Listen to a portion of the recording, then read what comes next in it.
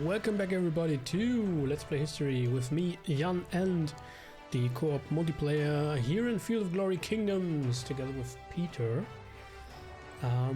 We're planning to do another live stream together where we go over our turns and discuss the overall situation. Maybe some of the mechanics might be on Saturday, not quite sure yet, but anyways. Again, that's the plan. Record some of our turns locally, so to say, and then do some joint ones together. Let's see if we get another progress token. That would be awesome. We have 4. If we get a 5th, then we will advance. Our realm will get another status, a better status.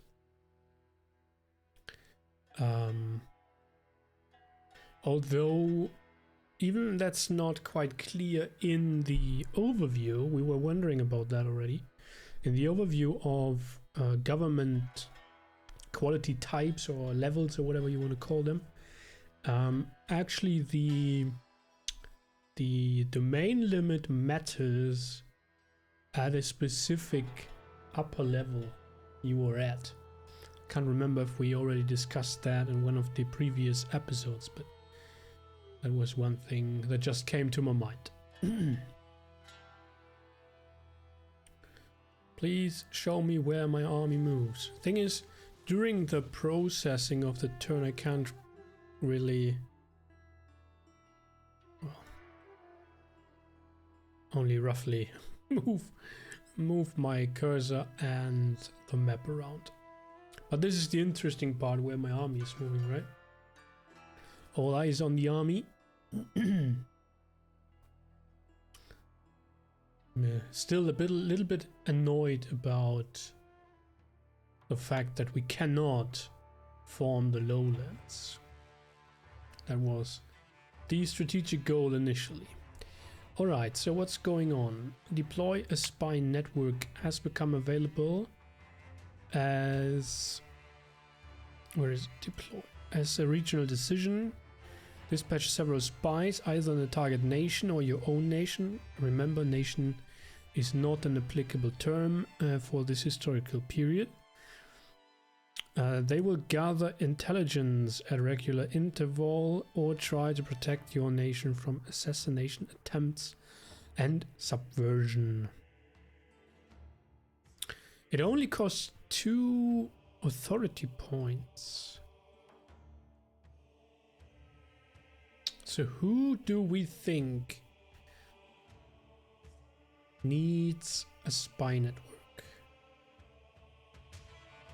We'll gather intelligence. What type of intelligence would that be? I mean, I might be interested to get information from Paris. Or maybe rather even from Rome. Huh. Let's do that. Okay, and then we have, I think, attract migrants was one I might want to do. Each neighboring region with a loyalty under 75 might seed a freeman. Chances will vary depending on the relative population and extra food available. At a time where borders were often quite fluctuant, right? It was difficult in practice to prevent willing freemen or craftsmen to leave for another land. Region must be owned.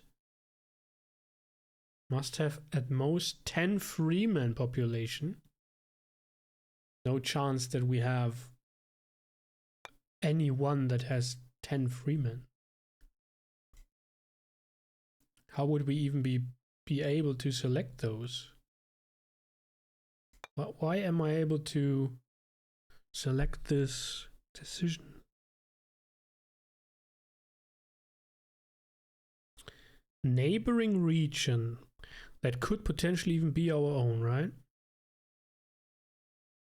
Might seed a freeman. Chances will vary depending on relative population. Region must have at most. Well, I should read what's written there, right?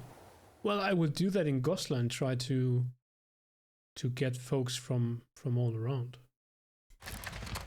Cost me 100 coins, which will be all right. We completed some buildings here. Exchange post.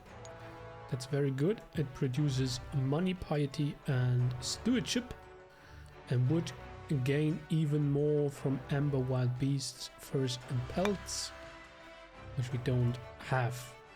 And wood cutting. Now that's interesting. I'm interested to see where we sell this to.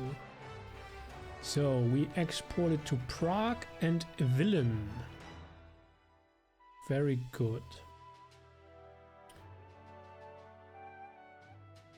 Yes. That's great. So that's extra income for us. Could we build something here? A hunting reserve produces furs and pelts, which would bring us a bonus there in the other region.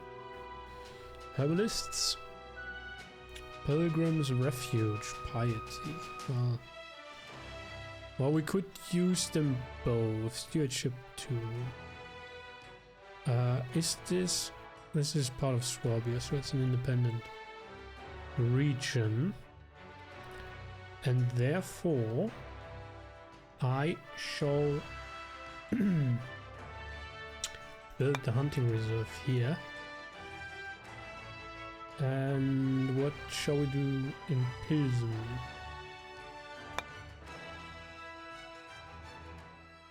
Pilsen is part of Bohemia, yeah.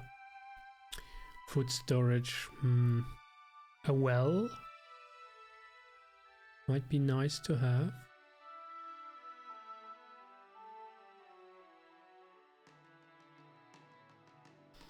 A wooden church for piety, or rather a hamlet would grant us even more manpower production, but we've already passed the maximum we are allowed to have, so now the income is reduced. Grants a little bit more garrisons and loyalty, which is currently at 70. So that might be something. Could become a village later. Well, I guess why not? It'll take some time, but that should be all right. Well, I don't have to go through all my regions now. What do we have here? Driven by their thirst for power, Hungary has invaded Pechenegs, and their armies now clash. The Pecheneg horde. Well, they are at war with Croatia already, so that's interesting. Do they have the power to do that? Anything changed over here? Yes. Apparently the Lausitz is expanding eastwards, trying to prevent Poland from forming Pomerania, right? But they are also at war with the Obertrieds. So, see how that goes. Let's have a look at the province Ostmark. I mean, probably not the worst thing we could attack too. Not that I want to change my plans again. Engelbert, the Margrave rules.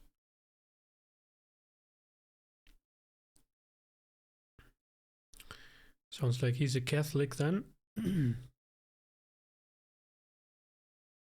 Oh, they are even part of the Holy Roman Empire. I wasn't aware about that. Okay, forget about my plans then. Forget about my plans then. Okay, so next turn, I think, right, we will reach Vienna. And we could potentially even recruit some folks here. because Vienna has the ability to recruit early German knights and sergeants. They are quite expensive. We currently only have sergeant, right? Yeah. And then they are 4-4-3-3. I think the early German sergeant should be better. 4-4. What's the difference then? Sergeants. Range defense 4, range defense 5. They have a siege value. Interesting. They're worse at flanking though. Using more food.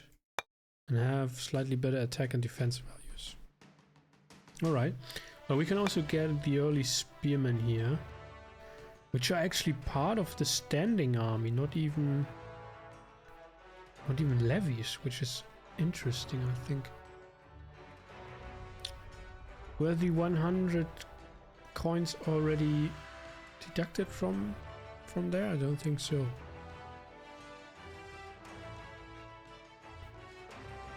What do we think is more important here? Another spearman, I think. 2 raw, a canton spearman. Cavalry.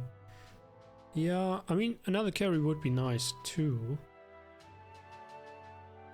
Mountains with blizzards. Yeah, well, terrain is horrible here. It's clearly in favor of the defender. Who has suffered some losses though? Are they at war with anybody? Don't think so, no. Yeah, that's just then due to either even wet weather or just lack of supplies.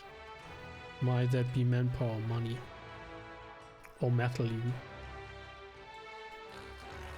Well, in any case, let's recruit...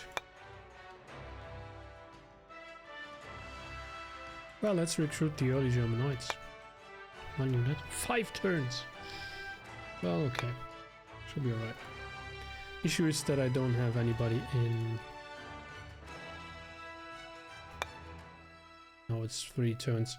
I'm wondering if I put both of my nobles here to increase equipment production and go to 2 turns. Is that something we want to do?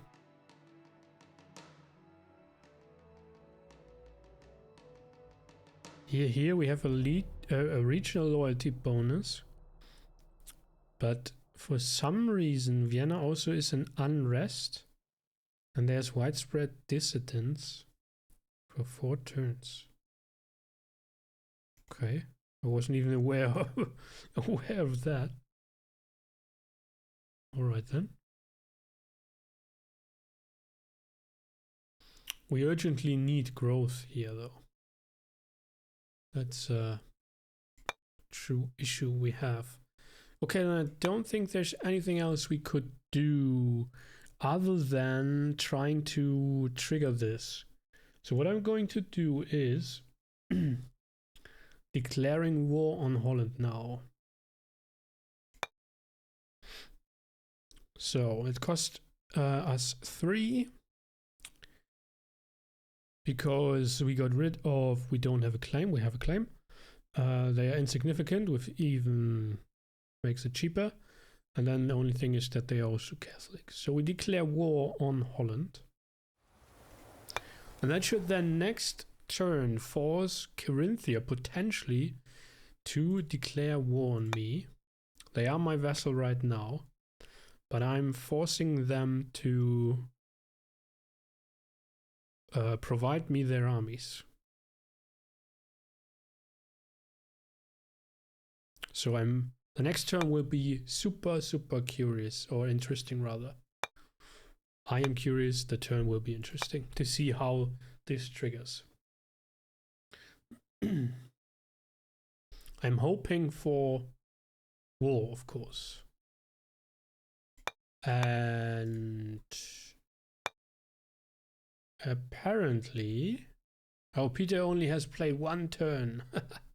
Alright, I thought he had already played both of his turns which, well, that's on me then. So that's a very short episode today, only one turn, but creates a nice cliffhanger for next turn then to see how this plays out. And as I said before, we might actually be discussing the outcome of that with Peter on Saturday. So hope you enjoyed this nonetheless. See you next time. Bye bye.